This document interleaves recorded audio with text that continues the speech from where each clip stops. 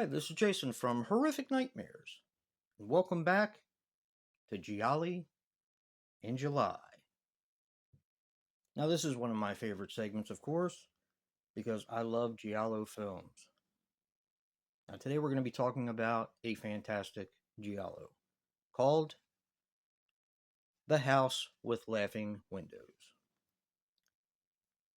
Now, The House with Laughing Windows is a 1976 film, which runs approximately 110 minutes, and is written and directed by Pupi Avati. All right. Now this stars Lero Cabalicio as Stefano, Francesco Marciano as Francesca, and Gianni Cavina as Coppola. Interesting name. Now the house used was located in a small village called Malabergo, close to Bologna. And the house is really cool. Okay, now as far as Giallo films, I can only say so much because I don't want to give away any of the plot twists, and there are twists in this one. Some crazy, crazy twists. So what I say is going to be limited, unfortunately. But what you have is a man named Stefano who comes to a small village in order to restore a painting on an old church. Now, this painting, of course, has caused a lot of controversy over time because the painter was thought to be crazy. And like a lot of other horror slasher type films, he gets phone calls telling him not to restore the painting or else. And he gets involved in an ancient debacle, I guess is a good word for it, with not only the painter, but the history of the painting. So, that's all I can say about it. I probably already said too much. This is a great movie. And in watching this with Joe, I figured he would probably like it. But one of the things I told him is I'm always leery of recommending um, Giallo films to people that aren't slashers. Because when you get into your journey, if you just, if you were to start to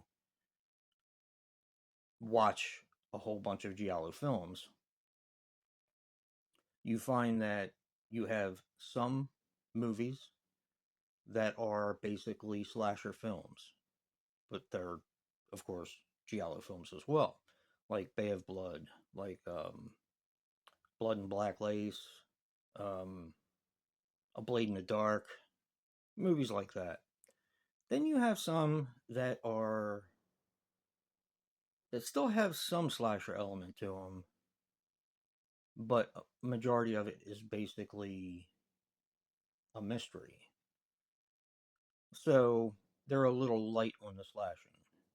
And then you have some that basically hardly have any slasher elements at all, which is The House with Laughing Windows. Now, not to put this off, this movie is fantastic. Um, I think the only problem in watching this film for horror fans is getting them to stick with it. For me, it's not hard because I love the mystery of it all, and I love the setting, the atmosphere, and stuff like that. So this one was a little hard for me to recommend. I'm glad Joe watched it and was able to obtain it because this is long out of print. Um, because this takes a long while to get started. I mean, of course, you have some things that kind of build up as time goes along, but this is a slow burn for a majority of the film until you get to the last maybe 30, 35 minutes because it's an hour and 50-minute movie. But when it takes off, you better be ready. That's all I'll say about that. The House with Laughing Windows is a fantastic film, and who knows, by the time you're seeing this, maybe Vinegar Syndrome will have the rights to it. Maybe Severin will. Somebody's got to bring this out because this is a very highly regarded Giallo. And that kind of surprises me because A, it's a slow burn, and B, it hardly has any slasher elements. When I first started to watch slasher films, or Giallo with slasher elements, I would be a little disappointed if they didn't have a lot of slasher elements to them.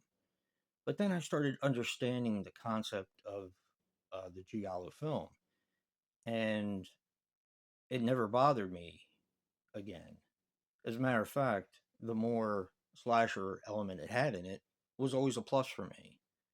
I love the element of mystery, the misdirection, the setting and atmosphere, like I said.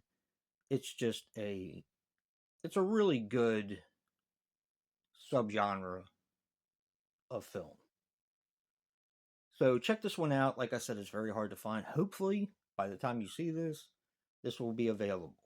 I hope so, because it's definitely worth watching. Don't forget to check out Joe's review for The House with Laughing Windows. And remember, guys, physical media matters. And until next time.